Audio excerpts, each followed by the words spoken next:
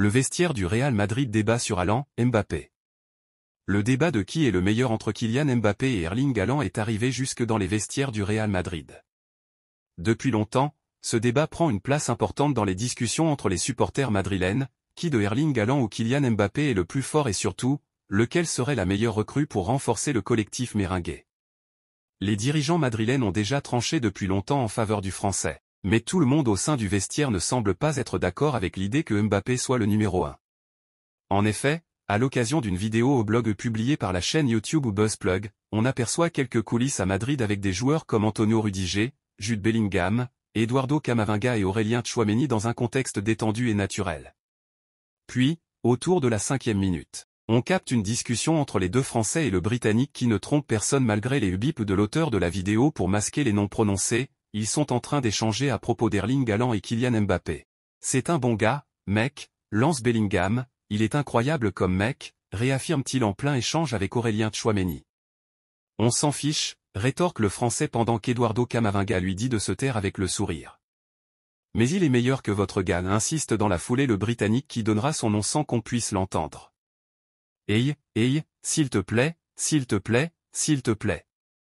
Répond Tchouaméni pour fermer la discussion et surtout montrer son désaccord.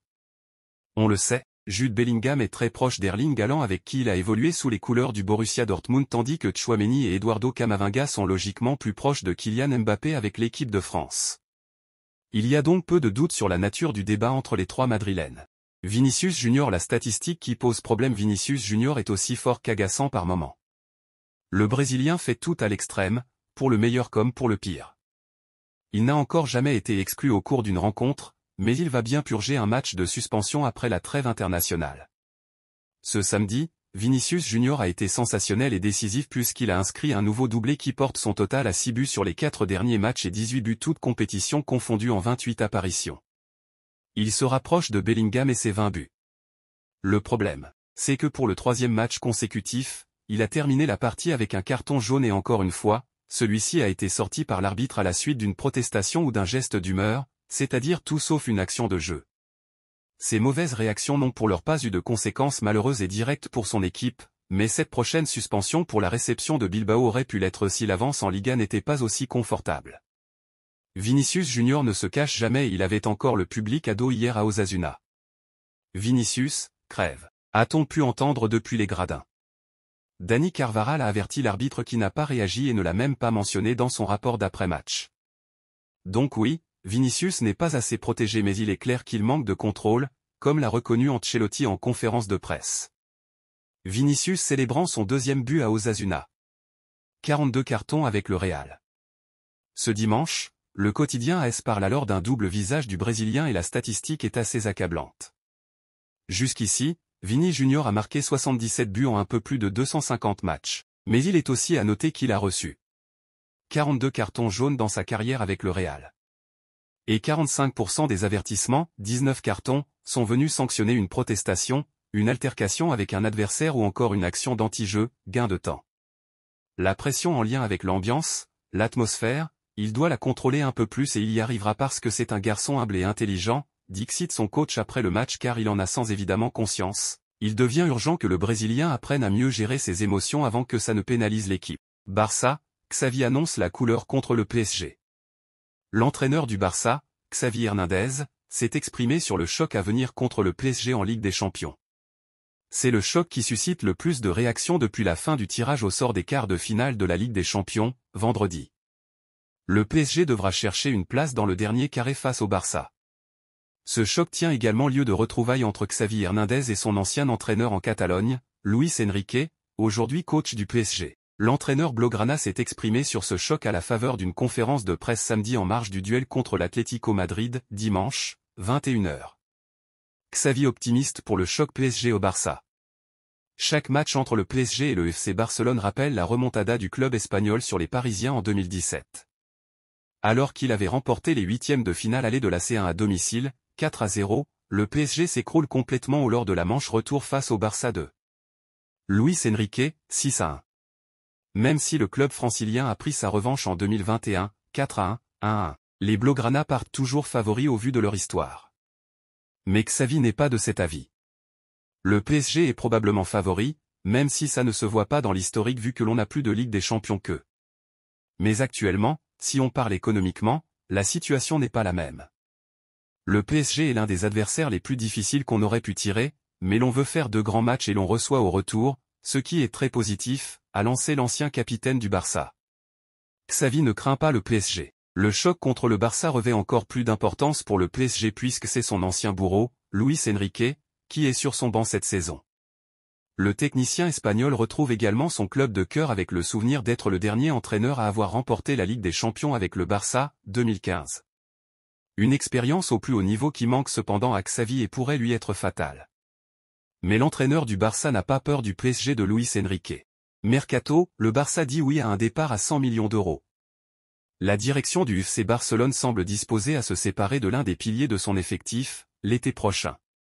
Le futur mercato estival doit servir au FC Barcelone à trouver un point de chute pour quelques membres de son groupe, amenés sans doute à être bouleversés par la nomination d'un nouvel entraîneur, invité à assurer la succession de Xavi dont le départ est acté au terme de la saison 2023 à 2024. C'est ainsi que les Catalans, toujours confrontés à des contraintes financières, ont ouvert la porte à une vente de l'un de leurs titulaires, très courtisé sur le marché des transferts. Si l'on en croit les informations données par ESPN et relayées ces dernières heures par la chaîne Sky Germany, le Barça semble prêt à se séparer de son défenseur central Ronald Araujo, actuellement sous contrat jusqu'en juin 2026. Une révélation en totale contradiction avec la récente sortie du directeur sportif d'Eco, le dirigeant portugais affirmant que l'international uruguayen ne partira pas à l'intersaison. Une vente, oui, mais à condition que les Blaugrana récupèrent une somme d'argent XXL. Nos confrères affirment que le FC Barcelone dira oui à un transfert en cas d'offre d'au moins 100 millions d'euros, une requête en adéquation avec le statut du natif de Rivera mais supérieure à sa valeur marchande du moment, estimée à 70 millions d'euros par le site Transfermarkt. 143 matchs depuis 2020. Voilà prévenus les courtisans de l'ancien pensionnaire de Boston River, parmi lesquels le Bayern Munich. Faut-il rappeler que le mastodonte de la Bundesliga s'était positionné sur ce dossier cet hiver, sans réussite. Pas sûr en revanche que les Munichois acceptent de débourser un tel montant. Affaire à suivre. Membre de l'équipe première depuis octobre 2020, Ronald Araujo a depuis disputé 143 matchs toutes compétitions confondues, 8 buts, dont 30 rencontres depuis le début de cet exercice. Il sera l'un des hommes clés du FC Barcelone pour la double confrontation contre le Paris Saint-Germain, en quart de finale de la Ligue des Champions. Atlético Barça, la plaque dédiée à Joao Félix vandalisée par les supporters. Joao Félix sous le maillot du Barça. C'est l'une des affiches palpitantes de cette 29e journée de Liga. Ce dimanche soir, le FC Barcelone affrontera l'Atlético de Madrid à l'extérieur avec un seul objectif en tête, profiter du faux pas de Girona, battu la veille, pour rafler la 2e place. Toutefois, la venue du Barça au Civitas Metropolitano devrait mettre à rude épreuve Joao Félix. Prêté par le club madrilène en Catalogne, le Portugais avait d'ores et déjà confié au micro de DAZN qu'il appréhendait fortement son retour dans la capitale espagnole.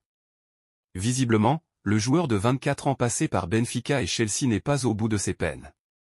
En marge du coup d'envoi, la plaque dédiée à l'attaquant portugais aux abords de l'enceinte sportive madrilène a été sérieusement vandalisée par plusieurs supporters comme rapporté par Mundo Deportivo. Une manière pour eux d'exprimer leur hostilité envers le natif de Viseu qui ne semble plus être la bienvenue à Madrid. On connaît la recette du succès d'Erling Haaland. Erling Haaland avec Manchester City. Depuis son arrivée à Manchester City, Erling Haaland, 23 ans, empile les buts.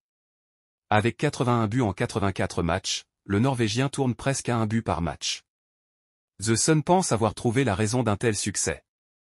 Elle résiderait dans l'alimentation de l'attaquant de Manchester City.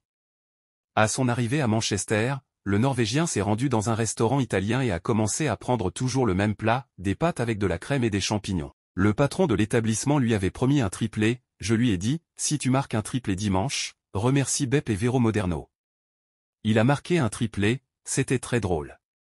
Puis il est revenu et a demandé les mêmes pâtes. Même pâtes, nouveau coup du chapeau. C'est ainsi que tout a commencé avec lui. Nous plaisantons maintenant sur les pâtes du triplé. C'est un joueur de classe mondiale, un homme de classe mondiale. Cela ne s'achète pas, raconte le directeur du restaurant. Dans une précédente interview, Erling Haaland attribuait son succès aux lasagnes maison de son père Alfie. Le Norvégien nourrit une véritable histoire d'amour avec les pâtes. Man City, Kyle Walker ouvre la porte à l'Arabie Saoudite. Kyle Walker avec City. C'est l'un des hommes forts de Pep Guardiola. Arrivé dans le nord de l'Angleterre en provenance de Tottenham en 2017, le défenseur anglais est devenu immédiatement un titulaire indiscutable. Preuve étant encore aujourd'hui où malgré ses 33 ans, le natif de Sheffield enchaîne les rencontres sous la houlette du Catalan, 33 matchs dont 32 titularisations toutes compétitions confondues, entraîneur avec lequel il a tout remporté à l'image du triplé historique réalisé la saison dernière. S'il semble pleinement épanoui à Manchester, l'international anglais a révélé qu'une pige en Arabie Saoudite ne le dérangerait pas à l'instar de son ex-coéquipier Aymeric Laporte, désormais partenaire de Cristiano Ronaldo à Al Nassr. Il ne faut jamais dire jamais. L'argent qu'il paie et tout le reste sont évidemment un facteur énorme pour que les joueurs aillent là-bas. Cristiano Ronaldo a ouvert la voie à tout le monde. Tant que les jambes sont bonnes et que je sens que je peux contribuer à un certain niveau, je ne veux pas m'arrêter, a exprimé l'anglais lors d'une interview accordée à 5UK. Si le principal intéressé n'écarte pas une expérience en Saudi Pro League, ce dernier a néanmoins ajouté qu'il souhaiterait terminer sa carrière à Sheffield, le club de sa ville. PSG, Barça, l'inquiétude de Guardiola pour Bernardo Silva. L'entraîneur espagnol de Manchester City s'est exprimé en conférence de presse sur son joueur qui fait l'objet de plusieurs rumeurs de transfert pour cet été. Les hommes de Pep Guardiola réalisent une saison exceptionnelle comme l'année dernière et sont encore en lice dans toutes les compétitions possibles. En Premier League, les Citizens sont à la lutte avec Liverpool et Arsenal et se lancent dans une course au titre qui s'annonce historique. Cette saison exceptionnelle, Manchester City la doit bien à Bernardo Silva, qui réalise des performances assez dingues depuis plusieurs années. Mais selon plusieurs sources, l'international portugais de 29 ans intéresserait de nombreux cadors européens, dont le Barça et le PSG en premier lieu. Le joueur pourrait alors avoir des envies d'ailleurs, après 7 ans passés en Angleterre. Guardiola semble inquiet pour l'avenir de son joueur. Présent en conférence de presse après le succès de Manchester City hier face à Newcastle, 2-0 avec un doublé de Bernardo Silva, en FA Cup, l'entraîneur espagnol s'est exprimé à propos de son milieu de terrain. Tout le monde l'aime et nous le voulons, c'est très important pour nous et l'on veut absolument qu'il reste. J'ai déjà expliqué à plusieurs reprises à quel point il est important dans l'effectif, tant au niveau humain que professionnel, a expliqué Pep Guardiola, pas très serein concernant l'avenir de son joueur.